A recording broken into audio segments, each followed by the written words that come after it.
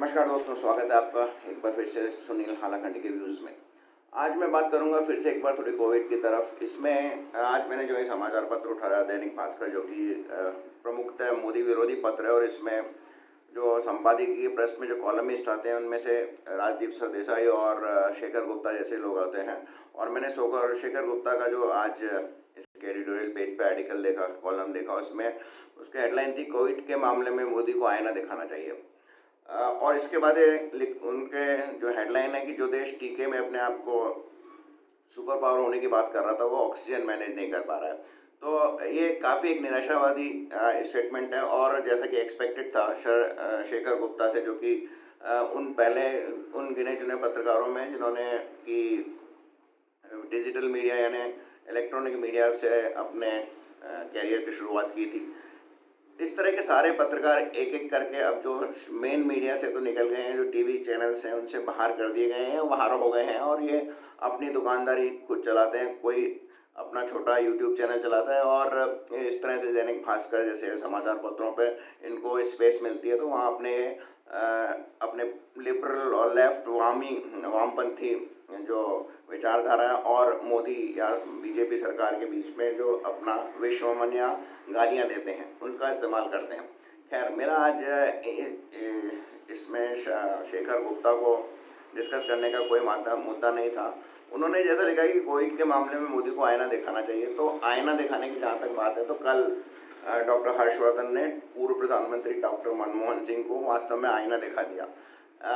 Doctor Manmohan Singh ने प्रधानमंत्री को एक पत्र लिखा था जिसमें कोविड से लड़ने के लिए और वैक्सीनेशन के बारे में कुछ 5 सुझाव दिए थे, जो कि वैसे प्रैक्टिकली अच्छे सुझाव थे। प्रधानमंत्री मनमोहन सिंह एक सुलझे हुए आदमी हैं, लेकिन इसका बहुत ही कड़े शब्दों में और जवाब दिया डॉक्टर हर्षवर्धन ने, क्योंकि प्रधानमंत्री के बिहाफ पे ही वो जवाब था। पत्र प्रधानमंत्री को दिखा गया था और पब्लिक कर दिया गया था, इसलिए उसका जवाब देना भी ज़रूरी था।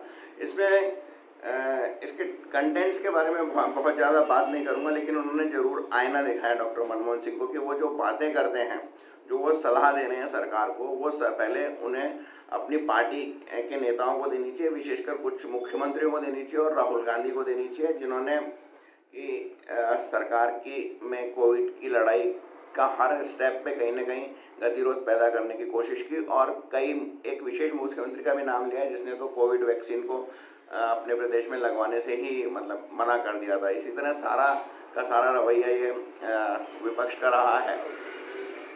प्रधानमंत्री नरेंद्र मोदी ने शायद ये तो खबर सही है कि देश में ऑक्सीजन की विभिन्न कमी थी, लेकिन 2-3 दिनों में ही काफ़ी नए प्लांट्स और जो डाइवर्शन करना था, इंडस्ट्रियल ऑक्सीजन यूज़ को डाइवर्ट करना था, उसको करके किसी तरह ये कोशिश की गई है। वास्तव में एक संकट की घड़ी है और संकट की में जिस तरह से देश को लड़ना चाहिए था उससे लड़ने की कोशिश कर रहा है। ये बहुत अनफॉर्चुनेट है कि कई अस्पतालों में ऑक्सीजन की कमी के कारण, कमी तो नहीं कह सकते, मैनेजमेंट के खातिर कुछ कई लोगों की मौतें हुई हैं, जो कि वास्तव में दुखद है।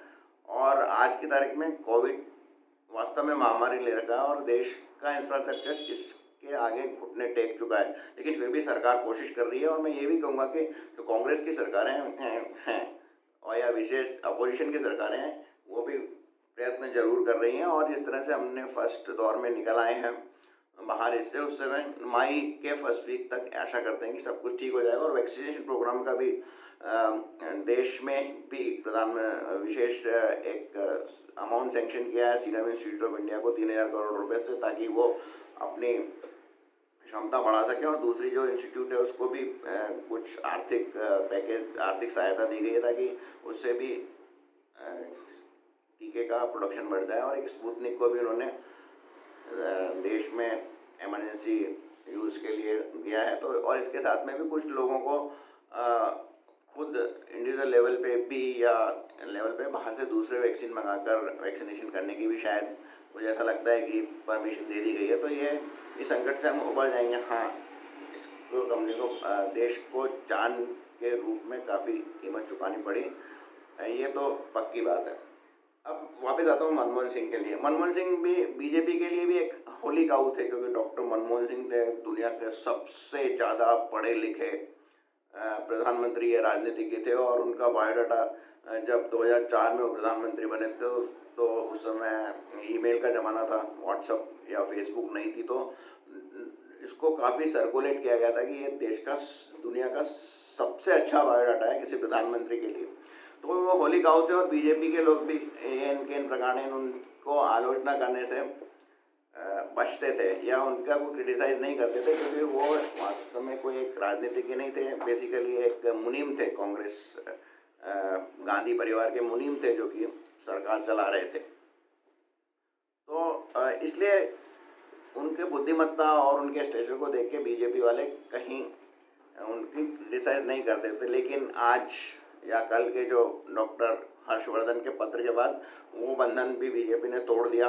उन्होंने मनमोहन सिंह जी के काफ़ी खरी खोटी सुनाई, और इनफैक्ट उनको आईना दिखाया। मैं डिटेल में बात नहीं करूंगा कि उन्होंने क्या कहा, लेकिन मनमोहन सिंह के बेइज्जत जो उनकी एक ऑरा बना हुआ था, एक प्रकाश की तरह कि वो बहुत ज्ञानवान आदमी है और उनकी बातें नहीं काटी जानी चाहिए। बीजेपी किसी भी तरह उनका प्रधानमंत्री के प्रति भी जो आलोचना करते थे उसको झेल जाती थी और उसको पलट के जवाब नहीं देती, तो वो आज टूट गया। एक नए एरा की है, इसके बाद शायद मनमोहन सिंह बहुत केयरफुल होकर कोई अपने नाम पे बयान जारी करने देंगे। ये जैसा कि डॉक्टर हर्षवर्धन ने भी कहा कि ये उनके सलाहकारों ने या इन्फॉर्मर्स ने उनको कुछ सूचनाएं दी हैं जो कि फैक्ट से दूर हैं, और उन्होंने ये भी सलाह दी कि मतलब जो हमको आप सलाह दे रहे हैं वो अपने कांग्रेस को खुद को ही दीजिए, वही लोग आपकी सलाह नहीं मानते तो फिर आप क्या बात कर रहे हैं। डॉक्टर मनमोहन सिंह ने ये स्टेटमेंट जस्ट उस समय पहले दिया जब कि वो कोविड पॉजिटिव का उनका टेस्ट का रिजल्ट नहीं आया था। अब वो all India institute of medical sciences में भर्ती हैं, वो मॉर्बिडिटी भी उनकी काफ़ी है, तो हम भगवान से प्रार्थना करते हैं कि उनकी जल्दी स्वास्थ्य लाभ रहे और वो कंस्ट्रक्टिव सजेशन बिना पार्टी लाइन के देते रहें देश को। तो आज मैं इतना ही कहूँगा कि आप सुरक्षित रहिए, घर में रहिए, और वो कोरोना से बचने का एक यही उपाय है। और 1 तारीख से तो अब 18 साल की उम्र के सारे वयस्कों को टीका लगाने का जो कार्यक्रम है वो चालू हो गया है। इसमें मैं आपको एक अपना एक्सपीरियंस सुनाता हूँ कि मैं अब सेकंड डोज लगाने के लिए एक नगर निगम, इंदौर नगर निगम द्वारा संचालित एक कैंप में गया था। मैं सुबह 9 बजे जो कि समय होता है उसमें पहुँच गया था।